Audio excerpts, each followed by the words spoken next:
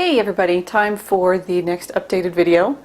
I can happily report that since last time I spoke with you, I turned the big 4-0. I know, it's actually not as bad as everybody thinks it is. It's actually pretty good. I've also got a son getting married next week. I'm actually feeling kind of old this week, but it's not too bad. So I just wanted to talk to you just to recap on some of the things I've already talked about, but for those of you that are new, you're not going to know what I talked about before, so this will probably be really helpful for you. First thing I'm going to talk about is the difference between the injections and the drops and some of the other things that are out there. The injections, I will tell you, the only pro I can think of for the injections is that you only have to do it once a day. But it's quite invasive, and a lot of people don't like it, myself included. I don't like that they're not manufactured here in this country. It just kind of, worries me that we don't know exactly what we're getting.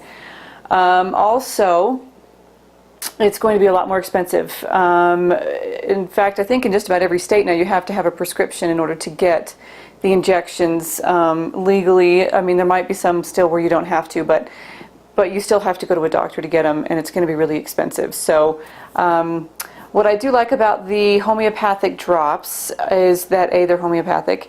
And you need to understand too that homeopathic remedies work different than pharmaceutical ones. Homeopathic remedies are made to work with the body on an energetic level, not a chemical level. And the body is made of energy, so it's a more natural interaction between the two. It's a more healthy way to get the HCG into your system, in my opinion.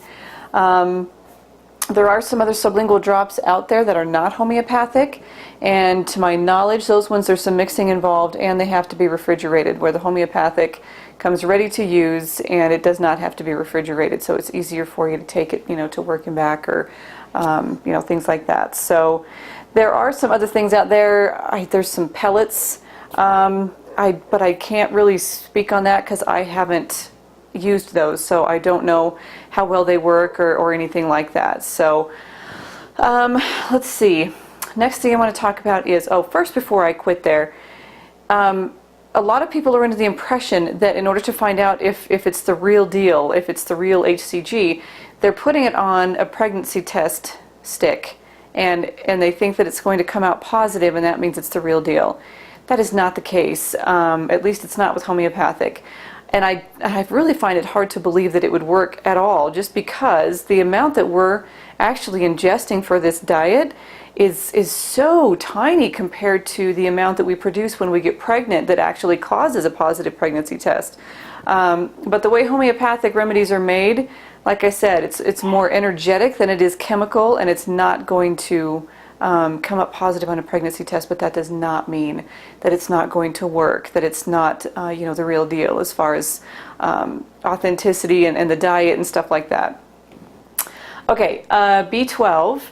What happens when you're doing the HCG diet is that when it wants to feed you, and that's what it's doing, is that it wants to feed you, because when we're pregnant, if a woman doesn't have access to enough food, or if she is pregnant and throwing up all the time and can't keep anything down, in either case, she's not getting enough calories and nutrition in to keep that pregnancy going, to allow that baby to thrive and to grow. So as a survival mechanism, HCG goes to that stored fat because it has nutrition there. There's vitamins, minerals, and proteins, and it wants to feed that back into the body. It's not going to go to muscles. It's not going to go to structural fat, because that's not where the nutrition is. It goes to stored fat. But when it goes to the stored fat and it burns that up in order to get the nutrition and calories out of it, it also releases any toxins that are stored there. So that's why a lot of people during especially the first couple of weeks of the diet, will feel tired and sluggish, might even get a cold, start feeling kind of sick. It's not dangerous or anything like that. You just have to remember that's all it is. We're all toxic.